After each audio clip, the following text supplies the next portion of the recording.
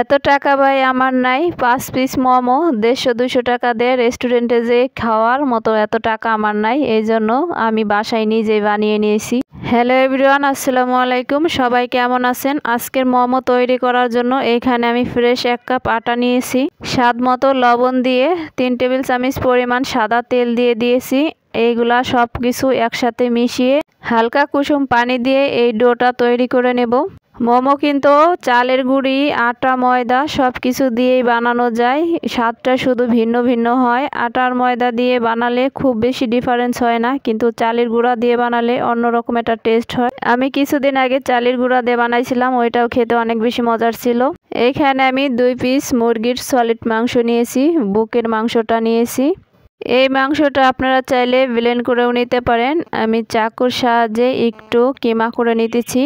আমার কাছে মোমোর কিমাটা মিহি করতে ভালো লাগে না, একটু ছোট ছোট দানা দানা থাকবে, ওইটাই কিন্তু মোমো খেতে ভালো লাগে। মোমোর পুর যদি একটু দানা দানা থাকে অনেক বেশি খেতে ভালো লাগে। এত সহজেই অল্প কিছু উপকরণ দিয়ে যদি অনেকগুলো মোমো বানিয়ে নেওয়া যায় অল্প খরচে, তাহলে শুধু রেস্টুরেন্টে যায় এতগুলো টাকা খরচ করার কোনো মানেই দেখি না।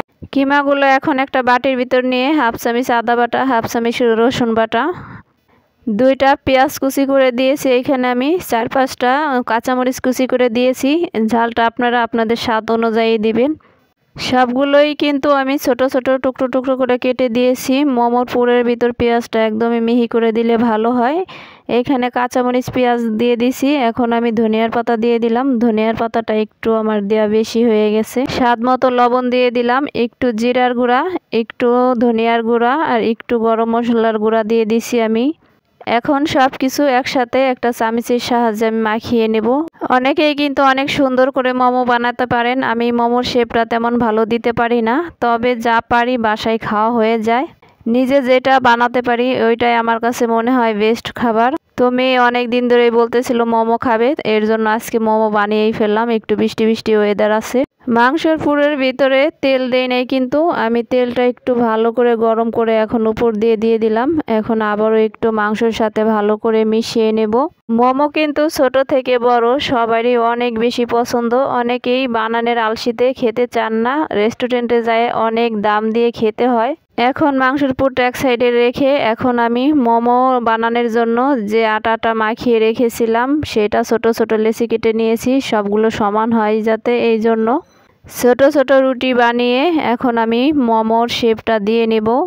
এমনি রুটি বানালে কিন্তু আমার কাছে গোল হয় না, কিন্তু মোমোর রুটি বানাতে গেলে কেন যেন গোল হয়ে যায়। আমি যেভাবে পারতেছি সেভাবে কিন্তু মোমোর শেপটা দেওয়ার চেষ্টা করতেছি। কেউ আমার আবার মোমো বানানো দেখে হাসবেন না, কারণ আমি হাতের কাজে একদমই পাকা না, একদমই কাঁচা। আর কোনো রান্না বাড়াই কিন্তু আমি কারো কাছ থেকে শিখি নেই, এমনি মোবাইলে দেখে আর নিজের আইডিয়া করে করেই শিখছি। আর বাচ্চারা কিন্তু সারাদিন না খেয়ে থাকতে পারে, কিন্তু সন্ধ্যার সময় হলে ওদের কিছু না কিছু খেতে দিতেই হয়। এক এক করে সবগুলোই মোমো আমি বানিয়ে ফেলছি। এইখানে আমার 9টা মোমো হয়েছে। দেখেন, দেখতে কিন্তু খুব খারাপ লাগতেছে না, বেশ ভালোই লাগতেছে। আজকের মোমোটা আমি সরাসরি পানি দিয়ে সিদ্ধ করব। আগে থেকে পানি ফুটিয়ে নিয়েছি, 2 চামচ সয়াবিন তেল দিয়ে দিয়েছি এই পানির ভিতর, যাতে মোমোটা ঝরঝরা হয়, একটার গায়ের সাথে আরেকটা না লেগে যায়। 5 মিনিট এইভাবে সিদ্ধ করলেই কিন্তু হয়ে যাবে। মোমোটা আমার সিদ্ধ হয়ে গেছে, আমি উঠিয়ে নিতেছি। এখন আমি মোমো দিয়ে খাওয়ার জন্য সস রেডি করে নিব। এইখানে আমি আগে থেকে তেঁতুল ভিজিয়ে রেখেছিলাম, 1 চামচ চিলি সস দিয়ে দিলাম, একটু চিলি ফ্লেক্স দিয়ে দিলাম, একটু লেবুর রস দিয়ে দিলাম।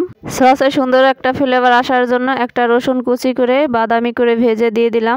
বাকি যে 4টা মোমো আছে এই 4টা মোমো আমি একটু তেল দিয়ে ফ্রাই করে নেব। আজকে 2 রকমের মোমো ট্রাই করব। কোনটা খেতে কত মজা সেটা আজকে বুঝতে পারবো, যে ফ্রাইটা বেশি মজা না সিদ্ধ করাটা বেশি মজা। তো আমার মেয়ের কাছে ফ্রাই করাটা অনেক ভালো লাগছে, আর আমার কাছে সিদ্ধ করাটাই অনেক ভালো লাগছে। মোমোটা খেতে অনেক বেশি ইয়াম্মি হয়েছে।